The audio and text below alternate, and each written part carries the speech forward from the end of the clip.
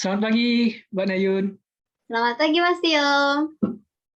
Baik, Mbak Nayun, pagi ini kita bakal diskusi Mbak Nayun, brainstorming ya, yang sangat asyik sih menurut saya. Jadi terkait isu-isu nih yang sering terjadi di negara kita, terutama isu-isu terkini yang berkaitan dengan nilai bela negara, khususnya hal-hal yang bertentangan dengan nilai cinta tanah air. Jadi ada beberapa kasus yang terjadi di beberapa waktu ini, Mbak Nayun. Pertama itu ada kasus OTT KPK terhadap pejabat publik di Probolinggo dan ini juga em, melibatkan suaminya.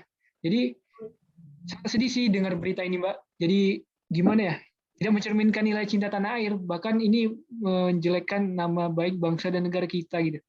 Kemudian masih ada kasus penebangan ilegal yang terjadi di beberapa kota di tengah pandemi loh, Mbak.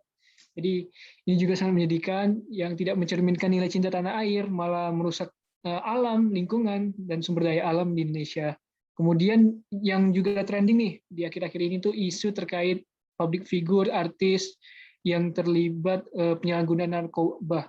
Ini juga sangat menyedihkan karena public figure kan ya, salah satunya sebagai panutan ya di masyarakat anak-anak muda. Justru dia mencontohkan suatu perbuatan yang tidak baik gitu. Jadi menurut saya ada beberapa kasus ini yang kayaknya seru deh kita bahas dan apa sih solusi yang perlu kita ambil nanti. Kira-kira dari Kak Naya sendiri tertarik bahas mana nih? Nah, kalau Nayun nih Mas ya, kayaknya yang tentang korupsi ini menarik sih Mas, perlu dibahas karena Iya, kan korupsi ini lumayan marak di iya, Indonesia dan dilakukan oleh iya, para pejabat yang memiliki jabatan yang tinggi. Dan kita bisa iya, lihat kalau dampak korupsi ini tuh sangat besar banget. Kalau menurut Mas Tio sendiri gimana? iya, setuju, setuju. Saya sangat setuju dengan isu korupsi dan saya juga udah taruhnya di poin pertama ya, karena ini hangat banget, Mbak. Jadi benar-benar gimana sih kondisi korupsi ini yang terjadi di Indonesia harusnya menjadi perhatian besar ya, jangan sampai ini terjadi gitu. Dan dampak korupsi ini kan sangat besar ya bagi masyarakat, juga bagi tatanan birokrasi itu sendiri, juga bagi ekonomi dan juga bagaimana pelaksanaan suatu pemerintahan ke depan. Jadi sangat disayangkan sih ini terjadi seperti itu kan Oh Ayun. iya Mas, kalau sebelum kita bahas isu ini ya, kalau menurut Mas Tio Ya, sendiri, analisa USG-nya yang urgensinya, seriousness-nya, growth-nya itu gimana kalau menurut Mas Tio? ya, ya, benar. Jadi kenapa sih kasus ini itu perlu kita angkat? Karena memang layak ya untuk dibahas dari segi kelayakannya, segi aktualnya ini sangat aktual ya dan apalagi kita melihat dari alat-alat identifikasi USG dari urgensinya, bagaimana kasus itu mendesak sekali untuk segera diselesaikan. Kalau tidak, bakal menimbulkan dampak negatif yang lebih besar lagi, Mbak Nayun. Jadi dari segi urgensinya begitu, dari segi seriousness-nya, bagaimana perhatian pemerintah ya untuk segera mengatasi permasalahan ini itu juga sangat penting. Kemudian yang terakhir, growth-nya dari segi bagaimana pengaruh dari kasus ini terhadap masyarakat dampaknya seperti apa dan itu juga sangat penting untuk digali lagi jangan sampai kasus itu terjadi lagi. Jadi dari segi USG sih kalau misalkan kita analisis ini tuh masuk ke poin 15 yang maksimal dan harus segera diatasi kalau tidak ya akan menimbulkan dampak negatif yang lebih besar lagi seperti itu Mbak Hayin.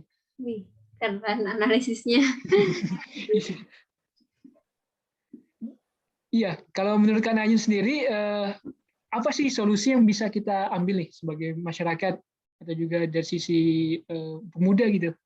Kalau menurut Naya nih Mas, kalau secara umum kita tuh bisa memiliki 3 solusi atau 3 strategi ya. Yang pertama strategi represif yaitu upaya penindakan hukum terhadap koruptor. Jadi koruptornya dibawa ke ranah pengadilan. Dan yang kedua bisa menggunakan strategi perbaikan sistem. Jadi kita tuh menutup celah korupsi. Jadi menutup peluang-peluang yang bisa dilakukan korupsi begitu. Dan yang ketiga bisa menggunakan strategi edukasi dan kampanye. Edukasi ini kan merupakan langkah pencegahan dan edukasi ini juga bisa membuat budaya di organisasi dan budaya masyarakat menjadi lebih baik dan bisa menghapuskan tindak pidana korupsi dari Indonesia. Begitu sih Mas kalau menurut saya. Dan Mas dia tahu kalau 3 strategi ini dilakukan secara bersama-sama, maka tindak pidana korupsi itu bisa benar-benar dihapuskan sih Mas. Kalau menurut Nain begitu. Iya, saya juga setuju sekali. Luar biasa ya solusi dari Mbak Nain ini udah mencakup semua komprehensif, pokoknya lengkap, paket komplit. Nah, dan juga kalau bicara solusi kan ada langkah-langkah konkret kan. Langkah konkret apa sih, rencana aksi apa sih yang perlu kita lakuin sebagai anak muda yang itu mudah dan bisa segera dilakukan. Gimana Kalau menurut Kak Nain? kalau menurut nah ini Mas ya, langkahnya kita bisa melakukan strategi edukasi dan kampanye. Bisa dimulai dengan kita membagikan informasi kepada teman, kerabat, keluarga kita mengenai bagaimana tata cara masyarakat untuk melaporkan tindak pidana korupsi yang mungkin dilakukan oleh pejabat yang mereka kenal begitu. Jadi kita bisa melakukan memberitahukan informasi-informasi tersebut. Nah, ini ada contohnya nih Mas, bisa cek di video berikut ini. Mbak Kartika, tahu nggak kalau kita tuh sebagai masyarakat bisa melaporkan indikasi tindak pidana korupsi ke KPK loh? Oh iya, gimana caranya itu Mayun? Beberapa caranya, yang pertama bisa melalui laman kws.kpk.go.id.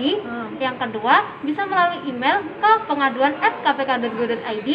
Yang ketiga bisa juga melalui WhatsApp ke 0811 9575 gitu.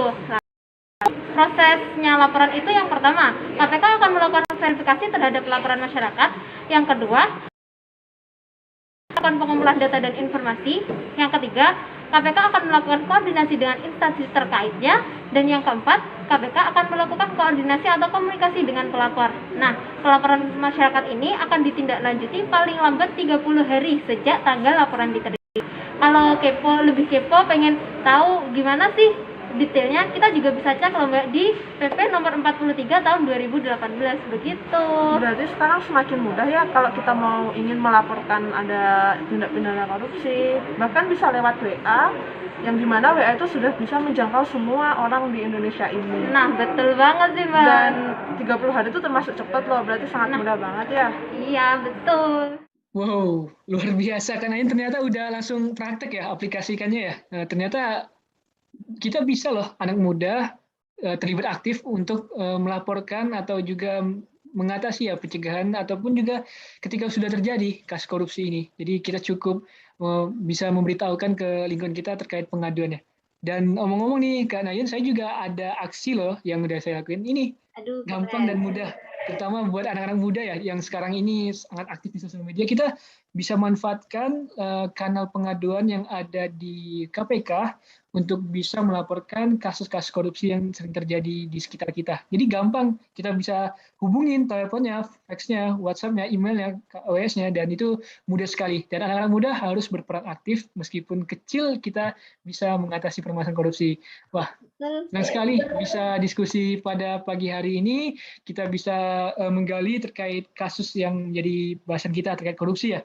Semoga kita bisa terus mencintai negeri kita dengan melakukan aksi-aksi nyata seperti yang kita bahas tadi. Terima kasih Kak Nayun, senang sekali bisa diskusi. Terima kasih juga Mas Tio. Sampai berjumpa lagi di lain kesempatan Kak Nayun. Mari Kak Nayun. Ya.